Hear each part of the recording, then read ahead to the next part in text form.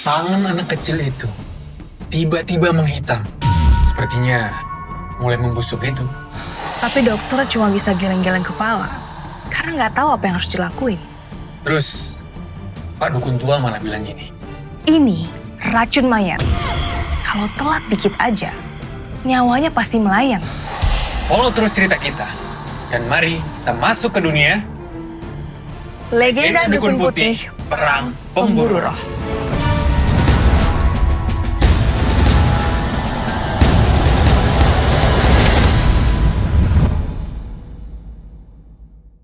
Dukun tua itu mengibaskan tangannya pelan. Seolah-olah berkata bahwa dia tidak perlu diperlakukan seperti itu.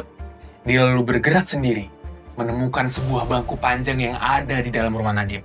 Lalu beliau duduk dan berkata, "Semoga Tuhan melindungi kita semua. Saya belum makan malam. Boleh tolong buatkan sedikit makanan dulu nggak ya?" Nadim bengong sejenak. Lalu segera meminta menantunya untuk ke dapur memasak makan malam. Setelah di dapur, Nadim memanggil Adnan untuk membantu sebentar ke dapur. Dan Nadim berbisik, "Nah, coba kamu cerita dulu. Dukun tua itu siapa dan dari mana?" Adnan menjawab dengan suara yang pelan. "Bapak, awalnya aku berencana ke kabupaten seperti saran Bapak. Buat nyari Pak Wawan toh, dukun yang terkenal itu. Tapi pas makan siang di warung, secara nggak sengaja saya duduk semeja sama Pak Dukun tua itu. Dia baru lihat saya sebentar, udah langsung bilang, kalau di badan saya ini ada bau mayat. Saya pun menceritakan kalau ada masalah yang sedang menimpa keluarga kita. Lalu, Pak Tua itu langsung menawarkan diri untuk bantu kita. Katanya, dia paham sama dunia seperti itu. Terus saya sempat mikir juga, orang tua ini kelihatannya seperti bukan orang sembarangan ya. Ya sudah, saya putusin buat ngajak pulang ke rumah. Setelah bercerita tentang pertemuan mereka, Adnan melanjutkan lagi bertanya ke Nadim dengan suara yang lebih pelan, karena takut terdengar sama Pak Tua. "Tapi Bapak, menurut Bapak dukun tua ini macam mana? Jangan-jangan dia penipu ya?" Nadim tidak langsung menjawab, tapi malah balik bertanya ke Adnan, "Dia sudah pasang harga belum?" Sudah, katanya setelah urusan beres, dia minta bayaran 10 juta. Saya pikir, nyawa anak kita lebih penting dari segalanya, toh Pak. Jadi saya langsung setuju. 10 juta rupiah. Bagi keluarga desa, nilai itu bukanlah jumlah yang kecil. Tapi bagi Nadim, asal nyawa cucunya bisa diselamatkan, nilai itu nggak berarti apa-apa. Tapi, kalau ternyata mereka berdua bertemu seorang penipu, bukan hanya uang yang melayang, tapi nyawa cucunya pun jadi taruhan. Dengan hati yang was-was dan gak tenang, Nadim kembali ke halaman rumah. Nadim membawa 2 gelas kopi hitam yang dia seduh di dapur barusan. Lalu duduk berhadapan dengan si Pak Tua Dukun itu. Nadim coba memulai obrolan dengan santai sambil menggali identitas sebenarnya si Pak Dukun tua tersebut. Tapi ternyata Pak Dukun sangat pelit berbicara. Dia hanya bilang kalau namanya Aldi dan dia dukun paling sakti dari Banyuwangi dan tidak melanjutkan obrolan apapun. Setelah obrolan dengan Aldi, Nadim masih aja gelisah karena tidak berhasil mendapatkan informasi tersebut. Tapi di hadapan situasi seperti ini, dia tidak punya pilihan selain pasrah dan berharap.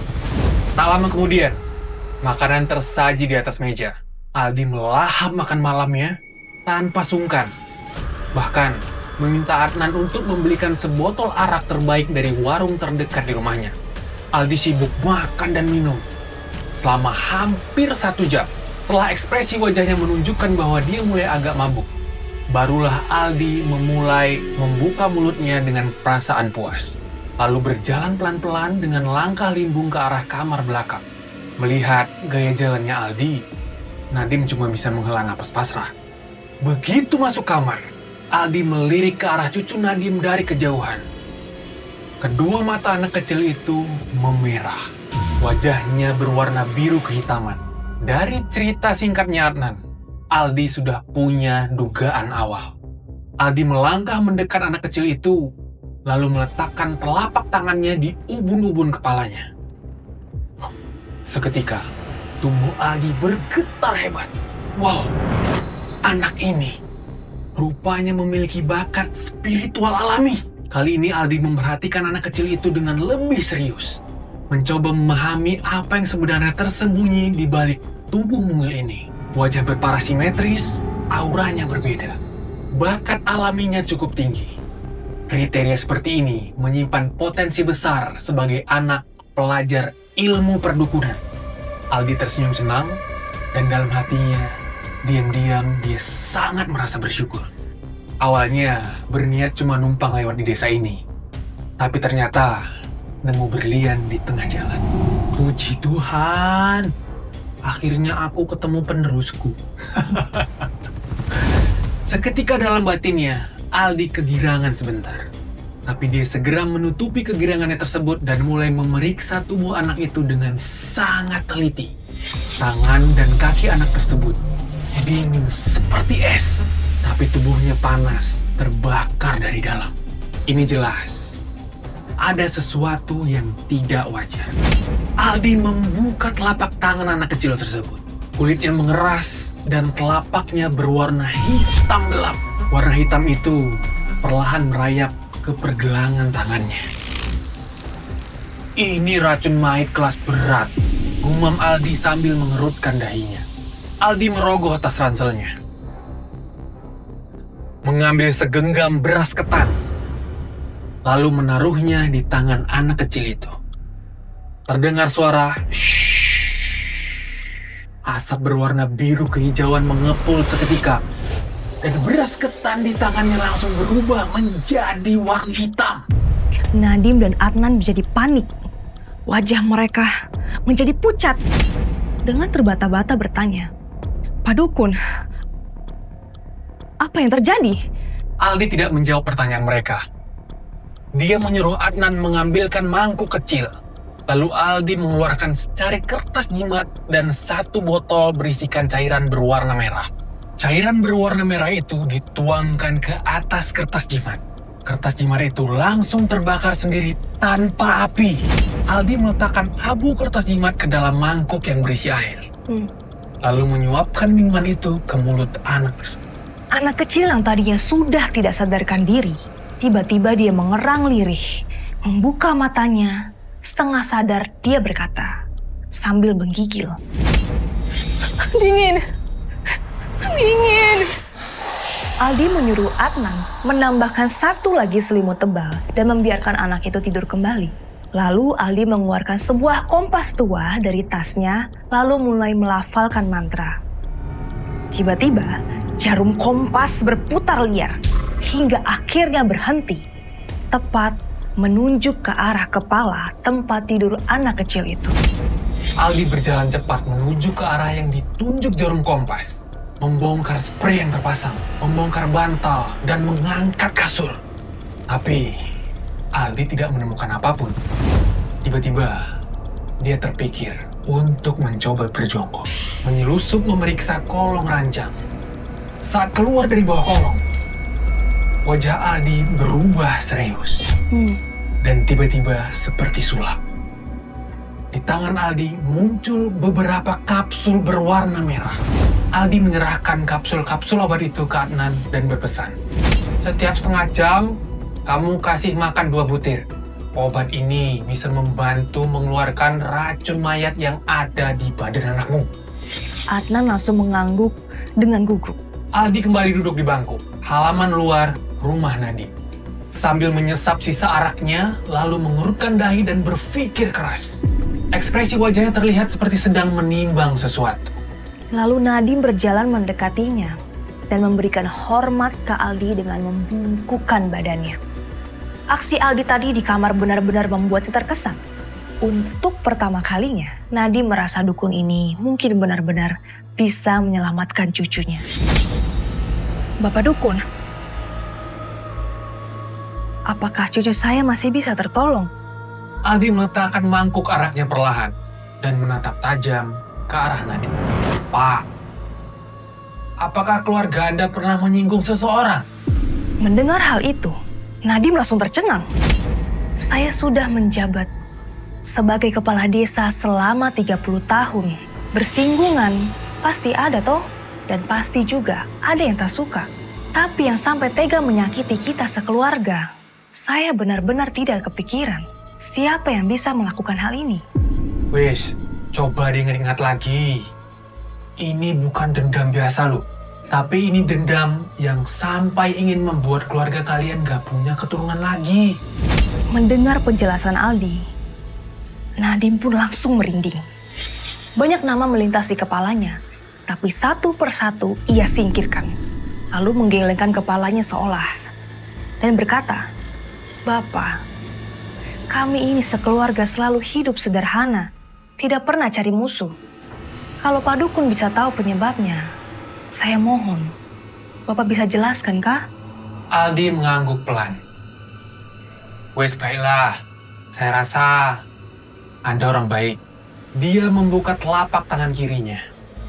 Ada sebuah bola seukuran bola pingpong dan berwarna merah, agak lembab, seperti campuran darah. Ini barang yang saya temukan di kolong tempat tidur cucumu. Benda ini yang bikin cucumu sekarang tuh jadi kayak gini. Aldi menatapnya dengan wajah serius dan berkata, "Barang ini namanya minyak mayat. Dan minyak ini sudah diberi kutukan. Kekuatan barang ini ditanamkan berjarak 1 meter saja sudah bisa menyebarkan racun mayatnya. Sedangkan ini ditaruh di dalam rumah Anda dan di dekat ranjang cucu Anda. Manusia yang kena serangan racun mayat, lama-kelamaan you bisa jadi mayat hidup dan kehilangan akal. Sakit yang dialami cucu Anda itu adalah gejala serangan racun mayat. Kedua tangannya mulai kaku dan mengeras. Itu adalah tahap awal pengmayitan." Mendengar penjelasan Aldi, kaki Nadim langsung lemas dan terjatuh ke lantai. Nadim meneteskan air mata tanpa bersuara. Nadim memohon dan berkata, "Bapak Dukun, bisakah Bapak menolong keluarga kami, menyelamatkan cucu saya? Anak ini satu-satunya penerus di keluarga kami. Tolong kami, Bapak." Aldi membantunya berdiri. Yowes, rapopo. Memang ini adalah masalah yang sulit. Tapi, karena saya sudah menemukannya, saya tak akan mundur dan menyerah begitu saja. Setelah Nadim mampu tegak berdiri, Aldi melanjutkan penjelasannya. Racun mayat ini memang dibuat bertujuan untuk mengambil nyawa orang. Tapi, cucu Anda tergolong istimewa. Setelah racun masuk ke dalam tubuhnya, justru memicu munculnya energi hidup dari dalam dirinya. Itulah penyebab kenapa badannya sekarang mengalami demam dan perubahan suhu yang drastis. Panas dingin bergantian. Dan kalau saja dia tidak memiliki keistimewaan itu, sudah pasti dia nggak akan bisa bertahan selama ini. Tapi kok bingung deh, energi hidup itu maksudnya apaan sih? Energi hidup itu adalah aura kehidupan yang hanya dimiliki oleh manusia yang hidup. Energi ini secara alami mampu menekan makhluk halus dan kekuatan jahat. Ya, pada umumnya energi hidup manusia bisa cenderung stabil, lemah, dan tidak cukup kuat untuk melawan roh jahat. Oke. Namun, hal berbeda dengan mereka yang memiliki bakat luar biasa, terutama yang memang terlahir untuk mempelajari ilmu perdukunan, dan orang-orang seperti itu sejak lahir sudah memiliki energi hidup yang jauh lebih kuat dari orang biasa. Nah, aura kehidupan yang melimpah ini memungkinkan mereka berinteraksi, belajar, dan menggunakan ilmu dukun untuk melawan hantu, roh jahat, dan berbagai kekuatan gelap lainnya. Oke. Aldi mempelajari kapsul merah itu sejenak. Minyak iki terbuat dari dendam orang yang meninggalnya tidak wajar. Dipakai bersamaan dengan racun mayat. Lalu ditambahkan dengan mantra-mantra kutukan. Efeknya sih bisa gila-gilaan. Dan itu yang membuat cucumu dalam kondisi bahaya seperti sekarang ini. Oh, jadi ternyata ada orang yang sengaja ngasih mantra di racun mayat itu. Dan yang lebih gila lagi sih, targetnya anak kecil. Iya lagi, jahat banget ya. Ternyata bener ya, manusia yang jahat itu lebih serem loh daripada hantu. Episode selanjutnya, mungkin kita akan bahas akhir dari cerita ini. Dan siapa yang memulai semuanya.